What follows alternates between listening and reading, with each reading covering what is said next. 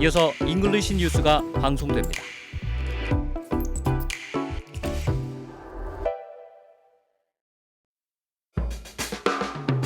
제주의 꿈 함께 만들어 가요. KCTV 제주방송.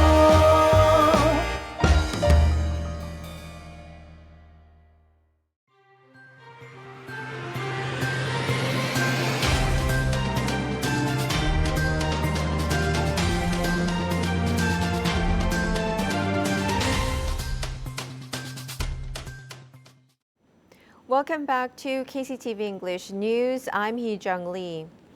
The collective retrial of 14 prisoners who were imprisoned during the April 3rd incident will be held at the end of this month. The retrial was delayed due to an appeal made by the Jeju District Public Prosecutor's Office.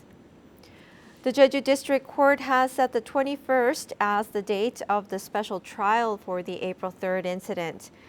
If the 14 prisoners are declared not guilty, their honor will be restored after 50 years since the retrial was requested.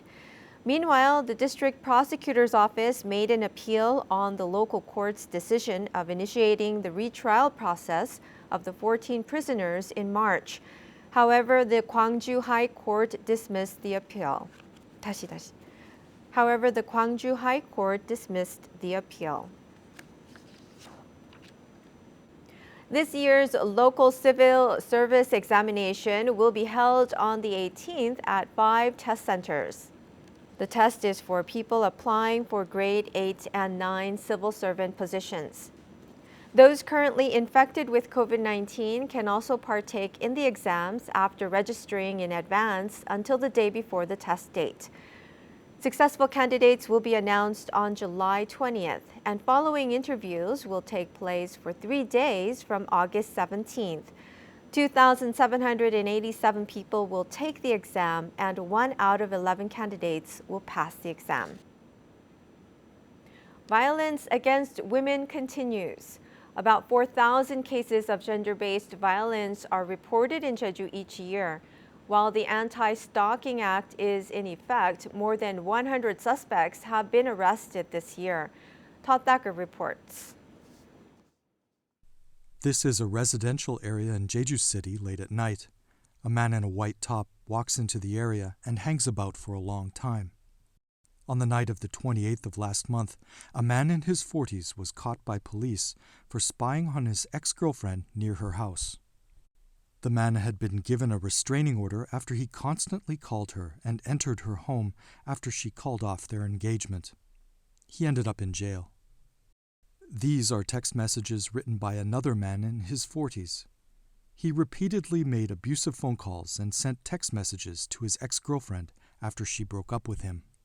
The victim reported his conduct to the police after more than a month of abuse. The man was also taken into custody and given a restraining order. Over the past 3 years, some 4,000 cases of gender-based violence have led to arrests annually in Jeju. This year, that number had already topped 900 by the end of May. Compared to the same period last year, domestic violence increased 52.8% with 495 cases, and sexual violence increased 23.5% with 195 cases. In particular, the number of arrests made in cases of dating violence increased by 89.8% to 112. With an Anti-Stalking Act in effect, 101 suspects have been arrested this year. 여성폭력 범죄는 처음에는 사소하게 시작되는데 이게 점점 발전돼서 중환범죄로 전환될 수가 있기 때문에 적극적으로 대응해서 큰 피해 사건이 되지 않도록. As crimes against women rise nationwide, the police have categorized reported cases by risk level and will coordinate with related agencies to see that such abuse is stopped in its tracks. Todd Thacker, KCTV. Thank you for watching KCTV English News. Have a great evening.